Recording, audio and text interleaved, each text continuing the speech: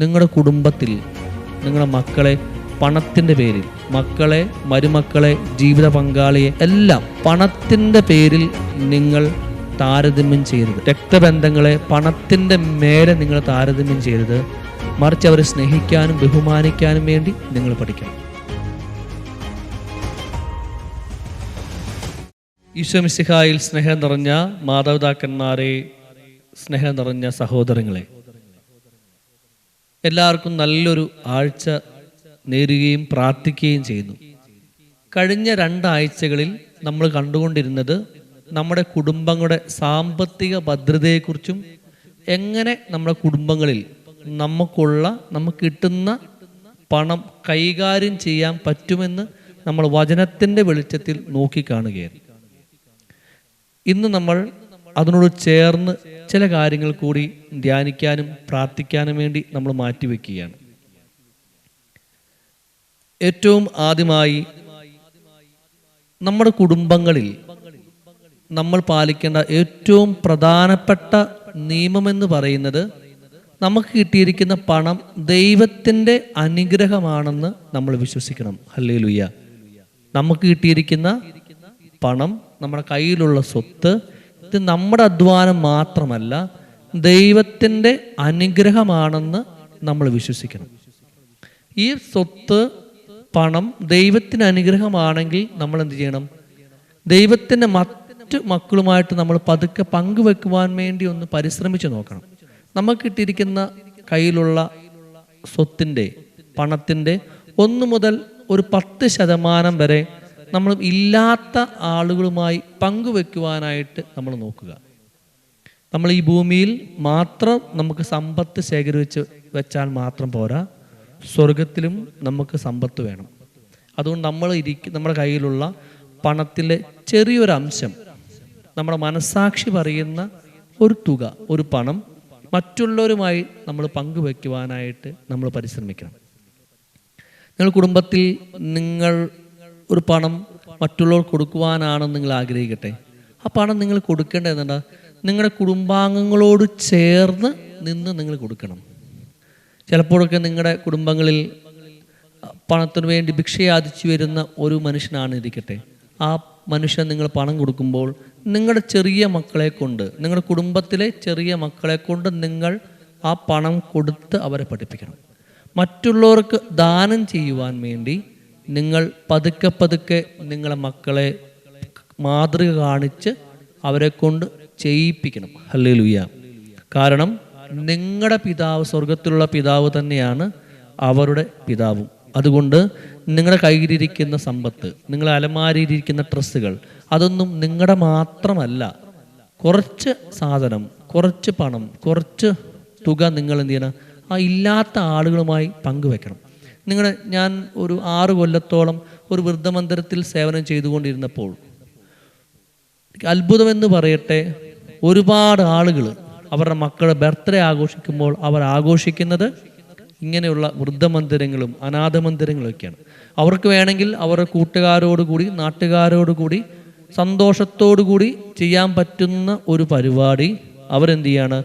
ആ കർമ്മം അവർ ചെയ്തത് ആരുമില്ലാത്ത മനുഷ്യരോട് കൂടിയായിരുന്നു. പല കുടുംബങ്ങൾ എനിക്കറിയാം, അവരുടെ കുടുംബങ്ങളിൽ ഒരു ഫംഗ്ഷൻ നടക്കുമ്പോൾ അതിൽ ഇത്ര ശതമാനം പൈസ അവർ ആ വൃദ്ധമന്ദിരത്തിൽ ആദ്യം കൊണ്ട് തരുമായിരുന്നു. ചില ആളുകൾ അവർ വീട്ടിലൊരു ഭക്ഷണ സദ്യ നടത്തുമ്പോൾ അതിൽ ആദ്യം മറ്റുള്ള വിളിച്ച ഗസ്റ്റിന് കൊടുക്കുന്നതിനെക്കാട്ടും മുമ്പ് ആദ്യം അവർ പറയും, ഇതാ വൃദ്ധമന്ദിരത്തിനുള്ളതാ, ഇതാ അനാഥമന്ദിരത്തിനുള്ളതാണ്, മാറ്റി വെച്ചിട്ട് ആദ്യം അവർക്ക് കൊടുത്ത ശേഷം മാത്രമേ, എനിക്കറിയാം ചില കുടുംബങ്ങൾ അവർ ഭക്ഷണം വിളമ്പുണ്ടായിരുന്നുള്ളൂ. സ്നേഹം നിറഞ്ഞവരെ, നിങ്ങളുടെ കുടുംബങ്ങളിൽ നിങ്ങൾക്കുള്ള സമ്പത്ത് കുറച്ച് ആളുകളുമായി നിങ്ങൾ ദാനം ചെയ്യുമ്പോൾ ഈ ഭൂമിയിൽ മാത്രമല്ല നിങ്ങൾ സമ്പത്ത് ശേഖരിച്ചു വെക്കുന്നത്, സ്വർഗത്തിൽ കൂടി നിങ്ങൾ സമ്പത്ത് ശേഖരിച്ചു വെക്കും. അത് നിങ്ങൾ മാത്രം ചെയ്താൽ പോരാ, അത് നിങ്ങൾ കുടുംബാംഗങ്ങളോട് ചേർന്ന് നിന്ന്. ഈശോ പറഞ്ഞു വെച്ചില്ലേ, നിങ്ങളുടെ വലത് കൈ ചെയ്യുന്നത് ഇടത് കൈയായി അറിയാതിരിക്കട്ടെ. ചില ആളുകൾ ദാനധർമ്മം ചെയ്യുമ്പോൾ മറ്റുള്ളവരെ കാണിച്ചുകൊണ്ട് അവരുടെ പ്രശംസയ്ക്ക് വേണ്ടിയായിരിക്കും നിങ്ങൾ ചെയ്യുന്നത്. നിങ്ങൾ അങ്ങനെ ആയിരിക്കരുത്. നിങ്ങൾ ശാന്തതയോടുകൂടി സന്തോഷത്തോടുകൂടി നിങ്ങളുടെ പണം മറ്റുള്ളവരുമായി നിങ്ങൾ പങ്കുവെക്കുമ്പോൾ ഈ ഭൂമിയിൽ മാത്രമല്ല സ്വർഗത്തിൽ കൂടി ദൈവം നിങ്ങളുടെ സമ്പത്ത് വർദ്ധിപ്പിക്കും. ഹല്ലേലൂയ. ഏറ്റവും സമ്പത്തിൻ്റെ ഏറ്റവും അവസാനത്തെ നിയമമെന്ന് പറഞ്ഞു വയ്ക്കുന്നത്, നിങ്ങൾ സമ്പത്തിൻ്റെ പേരിൽ ഒരാളെയും വില കുറച്ച് കാണിക്കരുത്. കഴിഞ്ഞ ദിവസങ്ങളിൽ നമ്മുടെ ധ്യാനകേന്ദ്രത്തിൽ ഒരു കുടുംബത്തിൽ ഒരാൾ വന്നു. ഒരു സ്ത്രീയാണ്. ആ സ്ത്രീ പറയാണ്, അച്ഛാ, ആ കുടുംബത്തിലെ ആദ്യത്തെ മരുമോൾ ഞാനാണ്. അന്നത്തെ കാലഘട്ടത്തിൽ എൻ്റെ മാതാപിതാക്കന്മാർക്ക് തരാൻ പറ്റുന്ന ഒരു പ്രതിസത്തോടു കൂടിയാണ് കുറച്ച് സ്വർണവും കുറച്ച് ആഭരണങ്ങളൊക്കെ ആയിട്ട് ഞാൻ എൻ്റെ ഭർത്താവിൻ്റെ വീട്ടിലേക്ക് വന്നത്. എൻ്റെ അമ്മായിമ്മ എപ്പോഴും എന്നെയും എൻ്റെ ഇളയ സഹോദരിയെയും വെച്ച് താരതമ്യം ചെയ്യും. അവളാണ് കൂടുതൽ സ്വത്തുള്ള വീട്ടിലെ, അവളാണ് കൂടുതൽ പണവുമായിട്ട് വന്നേക്കുന്നത് എന്നൊക്കെ പറഞ്ഞ് താരതമ്യം ചെയ്യും. നിങ്ങളുടെ കുടുംബത്തിൽ നിങ്ങളുടെ മക്കളെ പണത്തിൻ്റെ പേരിൽ, മക്കളെ, മരുമക്കളെ, ജീവിത പങ്കാളിയെ എല്ലാം പണത്തിൻ്റെ പേരിൽ നിങ്ങൾ താരതമ്യം ചെയ്യരുത്. ഹല്ലേലൂയ. രക്തബന്ധങ്ങളെ പണത്തിൻ്റെ മേലെ നിങ്ങൾ താരതമ്യം ചെയ്യരുത്. മറിച്ച് അവരെ സ്നേഹിക്കാനും ബഹുമാനിക്കാനും വേണ്ടി നിങ്ങൾ പഠിക്കണം. കഴിഞ്ഞ ദിവസം ഒരു കുടുംബത്തിലെ ഒരു മൂത്ത മകൻ വന്നു. അപ്പം സംസാരിച്ചുകൊണ്ടിരിക്കാൻ പറഞ്ഞു, അമ്മ എൻ്റെ വീട്ടിൽ നിന്ന് മാറി അനുജൻ്റെ കൂടെ പോയി. കാരണം എന്താണെന്ന് ചോദിച്ചപ്പോൾ എൻ്റെ വീട്ടിൽ സൗകര്യമില്ല, അവന് കൃഷിപ്പണിയാണ്. ഇളയ മകനാണെങ്കിൽ കൂടുതൽ സമ്പത്തുണ്ട്, കൂടുതൽ പണമുള്ളത് കൊണ്ട് അവൻ്റെ കൂടെ പോയി. സ്നേഹം നിറഞ്ഞവരെ, ചിലപ്പോൾ നമ്മൾ നമ്മുടെ മക്കളെയും മരുമക്കളെയും ജീവിത പങ്കാളിയും ഒക്കെ വിലയിരുത്തുന്നത് അവരുടെ കയ്യിലുള്ള പണത്തിൻ്റെ പേരിലാണ്. അല്ലെങ്കിൽ നമ്മൾ സ്നേഹിക്കുന്നത് അവരുടെ കയ്യിലുള്ള പണത്തിന് പേരിലാണ്. അങ്ങനെ നമ്മൾ ചെയ്യാൻ തുടങ്ങിയിട്ടുണ്ടെങ്കിൽ നമ്മുടെ കുടുംബങ്ങളിൽ ബുദ്ധിമുട്ടുകൾ ഏറിക്കൊണ്ടിരിക്കും. അതുകൊണ്ട് നിങ്ങളുടെ കുടുംബങ്ങളിൽ ഒരാളെ നിങ്ങൾ സ്നേഹിക്കുന്നത്, ബഹുമാനിക്കുന്നത് പണത്തിൻ്റെ പേരിലായിരിക്കരുത്, അവർക്കുള്ള പണത്തിൻ്റെ പേരിലായിരിക്കും. മറിച്ച് അവരെ വചനത്തിൻ്റെ വെളിച്ചത്തിൽ നിങ്ങൾ സ്നേഹിക്കാൻ വേണ്ടി നിങ്ങൾ പരിശ്രമിക്കണം. സ്നേഹം നിറഞ്ഞവരെ, അവസാനമായി നമ്മുടെ കുടുംബങ്ങളിൽ നമുക്കൊരു സാമ്പത്തികമായ ഭദ്രത വേണം. ആ സമ്പത്ത് ദൈവത്തിൻ്റെ അനുഗ്രഹമാണെന്ന് നമ്മൾ വിശ്വസിക്കണം. ദൈവം തന്ന ആ സമ്പത്ത് നല്ല രീതിയിൽ നമ്മൾ കൈകാര്യം ചെയ്യാൻ വേണ്ടി പരിശ്രമിക്കണം. ഈശോ പറയുന്ന ഒരു ഉപമ വളരെ പ്രധാനപ്പെട്ട കാര്യമാണ്.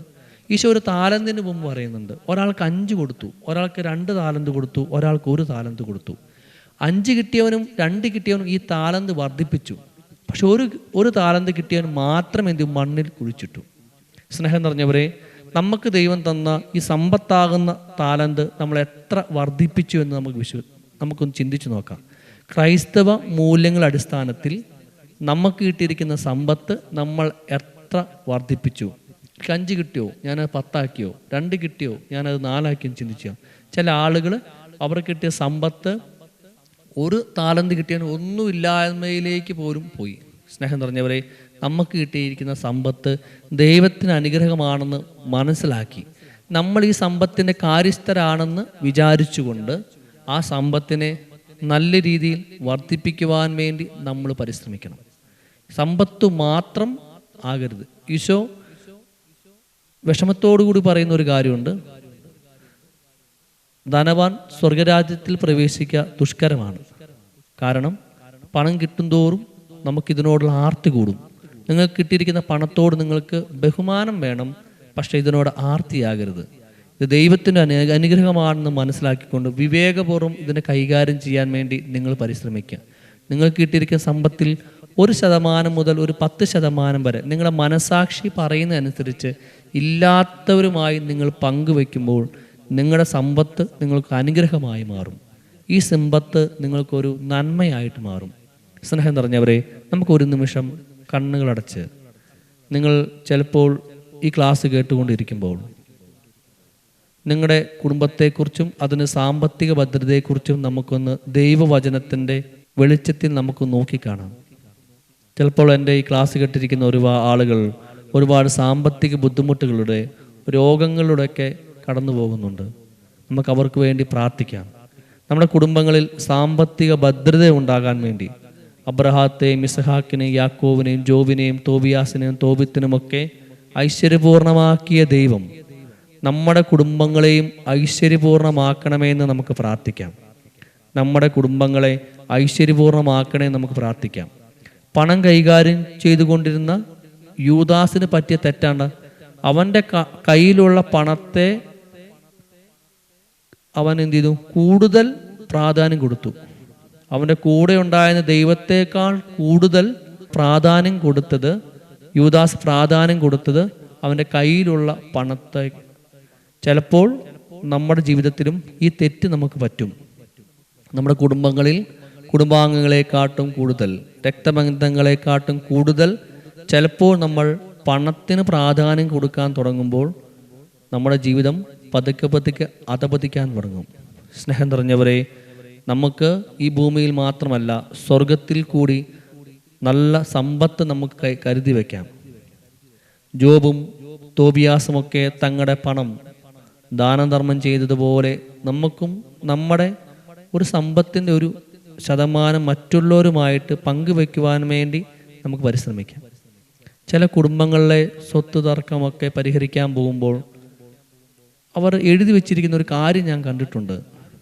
എൻ്റെ സ്വത്തിൻ്റെ ഒരു ഇത്ര ശതമാനം അത് ആ അനാഥ മന്ദിരത്തിനുള്ളതാണ്, അല്ലെങ്കിൽ ആ വൃദ്ധമന്ദിരത്തിനുള്ളതാണെന്ന് അവർ മരിക്കുന്ന മുമ്പ് വിൽപ്പത്രത്തിൽ എഴുതി വെച്ചിട്ടുണ്ടായിരുന്നു.